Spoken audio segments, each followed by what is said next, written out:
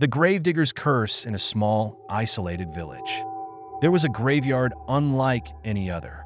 Surrounded by ancient oaks, its tombstones were old and weathered. The villagers whispered of strange happenings in the graveyard, of shadows that moved on their own,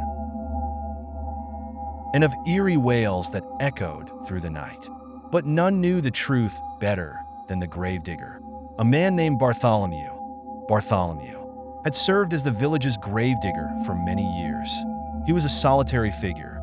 The dead were his only company, and he had long since grown accustomed to their silence. However, there was one grave he dreaded, marked by a twisted, blackened tree. This grave belonged to a knight named Sir Roderick, who had been buried years before after returning from a crusade. Sir Roderick had been a cruel man in life, known for his bloodlust and the dark rumors that followed him. Some said he had made a pact with the devil himself, and that his soul could find no rest. Things always happened when he neared Sir Roderick's grave point one moonless night, as a storm brewed over the village. Bartholomew received orders to exhume Sir Roderick's body. The village priest, Father Alaric, had decreed that the knight's remains be moved to consecrated ground within the churchyard, hoping to finally grant him peace.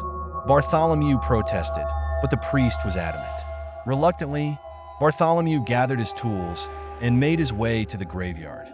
The storm raged as Bartholomew began his work. The lightning split the sky, illuminating the twisted branches of the blackened tree that stood sentinel over Sir Roderick's grave. With every strike of his shovel, Bartholomew's dread grew. The earth was heavy and cold, as if it resisted his efforts to disturb it. Finally, after what felt like hours, Bartholomew's shovel struck wood. He hesitated, but he knew there was no turning back. With trembling hands, he opened the coffin. Inside, Sir Roderick's body lay, as if untouched by time, his armor still gleaming. Bartholomew's heart pounded in his chest as he prepared to lift the body from its resting place. But as his hands touched the cold metal of the knight's armor, a voice, low and menacing, filled the air. "Who dares disturb my rest?" Bartholomew froze, his blood turning to ice. He looked down and saw the knight's hand shot out, grabbing Bartholomew's wrist with a grip like iron.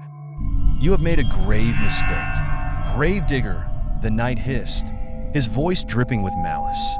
"You will join me in my eternal torment." Bartholomew screamed, trying to wrench himself free, but Sir Roderick's grip was unyielding.